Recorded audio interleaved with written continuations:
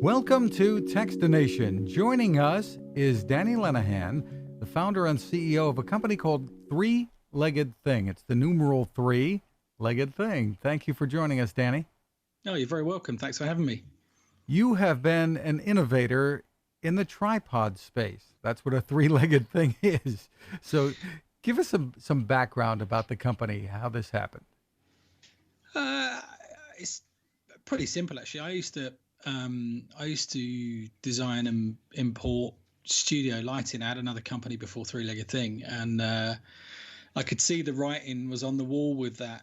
When the financial collapse was sort of starting to kick in 2008, and I designed a couple of tripods that we sold to people for studios, like multiple studio setup pods that have got, like laptop trays and beams across so you can mount more than one camera, that sort of stuff. And they were pretty well received and had good reviews. And the problem with studio lighting is that you end up, you carve a bit of a niche. It's a very small marketplace, and I wanted something that was a little bit more commercially viable, perhaps, an opportunity to grow it some more.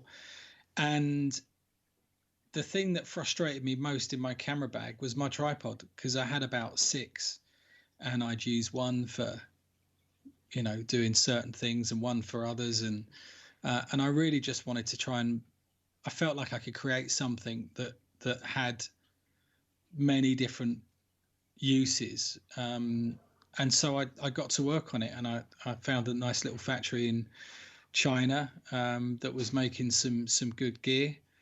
And actually, to be fair, the original, the first products we brought out, we didn't really do very much to. I took a product that they were already making, changed the specifications a little bit, added an extra couple of sections on the center column. So we were the first people to introduce multiple section center columns, and anodized them in some funky colors, because every other tripod I'd ever owned was either silver or black.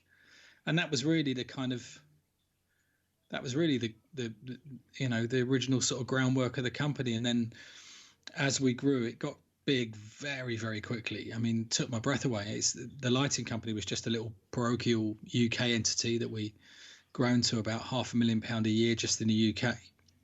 And Three-Legged Thing took off in a way that I honestly could never have imagined. And we started to get phone calls from stores in New York, and we had a distributor call us from, I can't remember who the first one was, actually. It might have been France.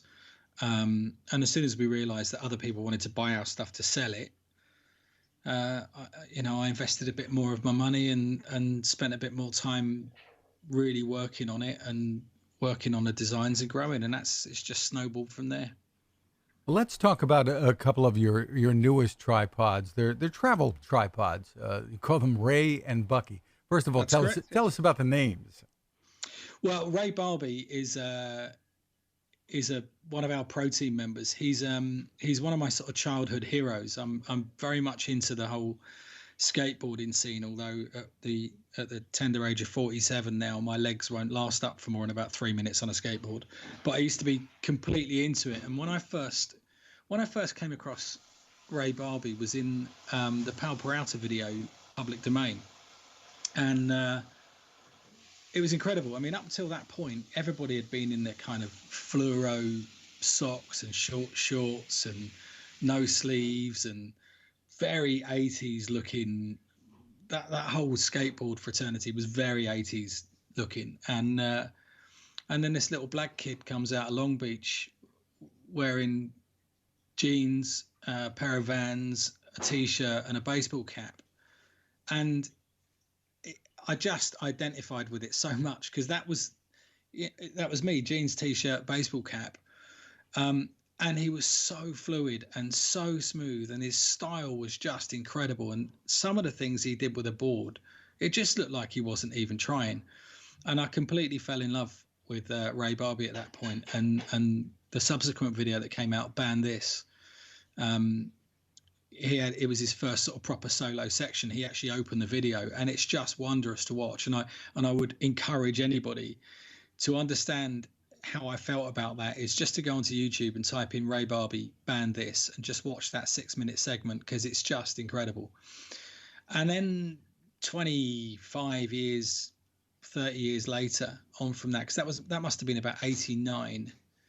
And about 5 years ago, I suddenly saw Leica produced a video called Let Us Roam that was all about Ray Barbie. And I couldn't believe it. This is one of my childhood heroes. And I watched the whole thing, and I must have seen it about 15 times. And I didn't realize he was so heavily into photography.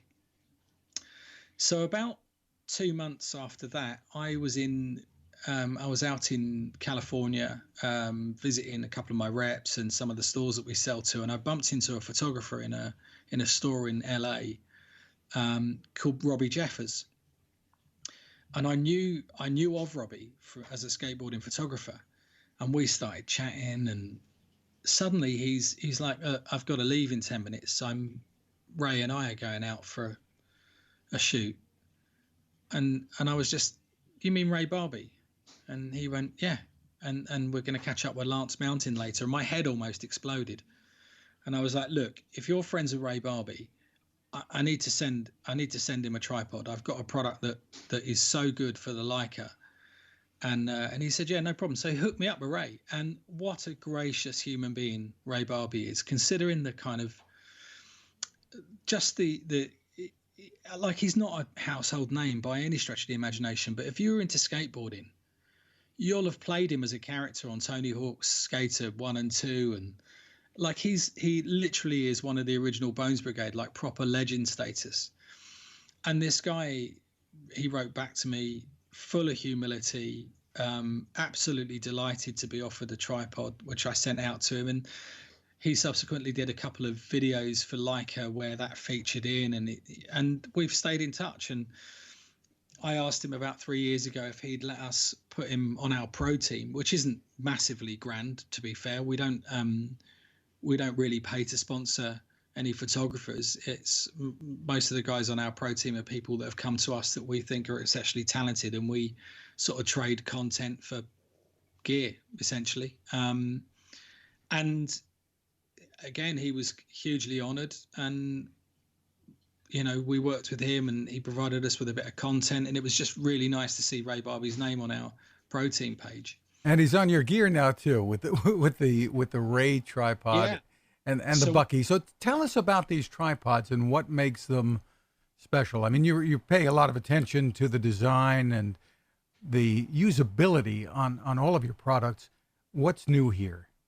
Well, the whole point of the Ray tripod is he's a Leica user, so he uses really lightweight gear, and he does like to use a tripod because he likes to do long exposures, and he's very much into kind of his work is really sort of black and white, really beautifully composed and toned landscape stuff. And I had given him one of our Leo tripods, which actually is perfect size-wise, but they're quite heavy because it's such a stable bit of kit. And so as soon as I knew that he liked that, I felt like I really needed to design a tripod that worked for him. And the Leo was exactly the right product, except it was too heavy and a bit cumbersome for somebody who's using such lightweight gear. I mean, it was heavier than the camera quite significantly. So I started to work on a kind of revision of Leo, and then asked Ray if he'd let us do it as a tribute to him again, which he was hugely honored for. And we just trimmed off loads of weight. And the hardest thing was really the leg locks, because with our pro range, I'd initially made the leg locks quite a lot bigger, to lower the center of gravity, to keep the weight below the sort of canopy level, because as soon as you've got a camera on top of a tripod, all your weight's at the top, and you start to lose stability, especially in inclement weather conditions. So we'd added weight. We'd added about 26 grams worth of weight into each of the leg locks, to lower that center of gravity. And because they were so much bigger, there was so much more torque in the legs. We tested it with ridiculous low capacities. I mean, I think we rated it at 30 kilos in the end, but we were putting 100 140 kilos through this thing, and it wasn't moving. So with with Ray's tripod, I wanted to keep that rigidity and stability. I wanted to keep the sort of core principles of the product, but trim off some of the weight. So it took a bit of work, especially with the leg locks, to sort of engineer them so that they still had that same level of torque. But we made them about 7 mil shorter than the Pro Range stuff, which took off 30 to 32 grams, depending on which lock it was, to get that weight off. We drilled holes through the canopy and changed the way the sort of structural support of the canopy part worked, and created the airflow canopy as a result of that. And that did two things. It took off some weight, and we found that in sort of wind tunnel conditions, as soon as you start putting serious wind through it, one of the biggest issues with tripods is in really windy conditions, you start to get vibration. And if you look at windmills, I mean, they're obviously popping up all over the world now, wind farms for generating electricity. They have a thing that runs around the pole called a helical strake, and it's designed to channel the wind downwards, because if without it, you just end up with masses of vibration, like these things in windy conditions, which they obviously need to work, start to hum very loudly.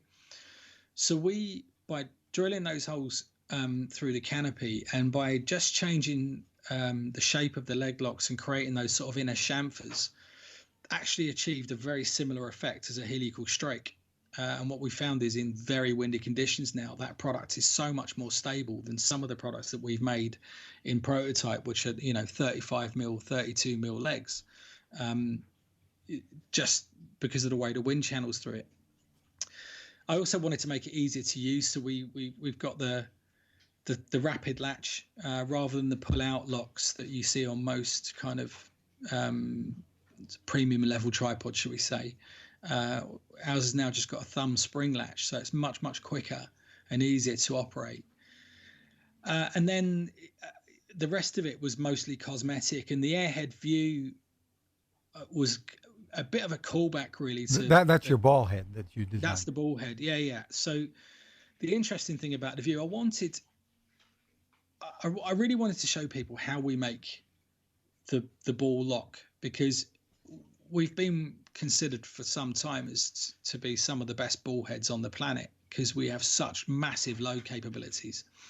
And it's because of the way the internal mechanism is designed. And I can't take credit for all of that. One of my engineers in China came up with the initial idea, and then we started tinkering with it with my chief engineer Rob back here, and between the sort of original concept and some of the ideas that we had, we came up with this new mechanism, and that went into our ball heads for the first time probably 7 or 8 years ago.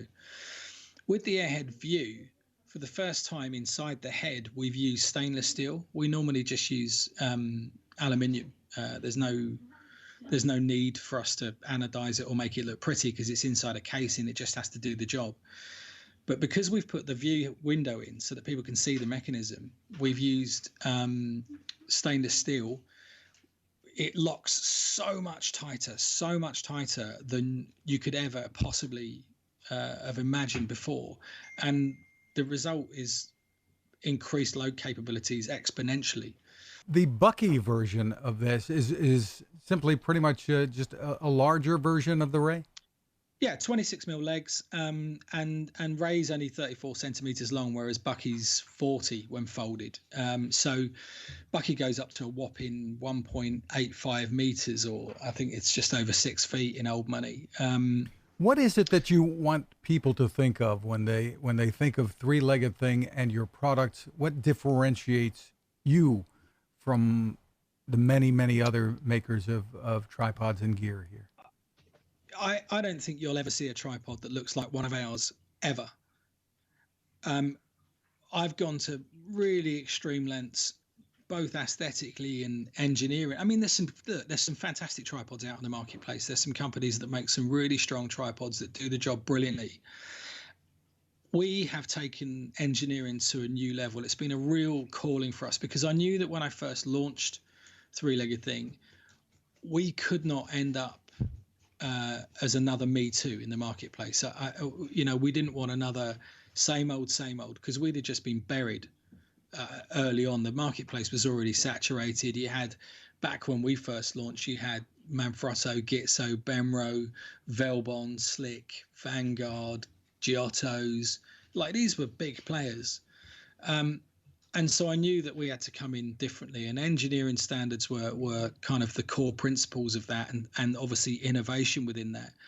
But also we've done something aesthetically with the products, and we in 2012 we moved to a natural Pantone, so our products either come in earth bronze with the ocean blue head, or they come in a metallic slate grey with hints of British racing green, just anything but black. That was really the kind of remit for it, and we've stuck with that color scheme. I mean, lots of people have come in since and turn their tripods into various different colors, but there's some real science behind the colors in ours, and some real science behind the innovation and the load capabilities and the functionality. And more than anything, I want people to realize that our products there's not just a tripod.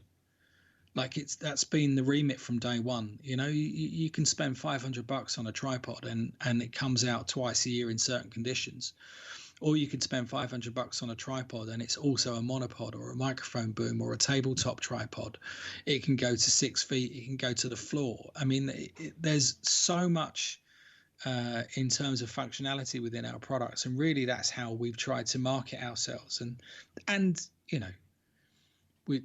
I've been quite serious during this interview, but we don't take ourselves very seriously at all. Well, that is evident in that your headquarters is in a chicken shed. That's right. Yeah, the chicken shed. We got shed quarters and Return of the Shed Eye, the two sheds. So yeah, and we're just building a big one right now. So we're in the process of. We've got two 2,600 square foot sheds right now, and we're building one that's 8,000 square foot at the minute, just because we've just grown well out of our capabilities. We've got another warehouse in China and one in America. And yeah, when I started the company, it was just in a chicken shed on a farm in the arse end of North Bedfordshire. And I love it up there. It's so beautiful. I mean, it's proper English countryside. It's magnificently quiet, and we don't get much in the way of foot traffic. We're really out of the way, and Stagston's become a bit of a thing for us. If you look at our tripods, all of the bolts have got Stagston punched into them. Underneath the heads, it says Stagston England. Like, we're very proud of our heritage of where we started and where we continue to grow. Well, congratulations on all the success. And the website again is the numeral 3 legged thing. You've got to check out the products there. Just amazing, the work that you've done. Danny Lenihan, thank you for taking the time with us. No, thank you very much. I really appreciate it. Cooking with the power of the sun. Hi, I'm Fred Fishkin, here to tell you about the latest innovation from my friend Patrick Sherwin and his great team at GoSun Stove. The GoSun Fusion has arrived using the company's tried and true reflectors and a solar vacuum tube to get you cooking without the mess of charcoal, heavy propane tanks, or smoke. A really bright idea.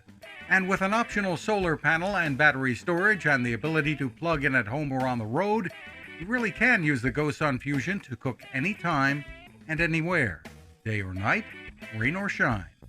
I love what Patrick and his team are doing, and so will you. Want to learn more? Head to gosun.co to check out all of the company's products and innovations, and use the code Techstination to save 10%. That's gosun.co.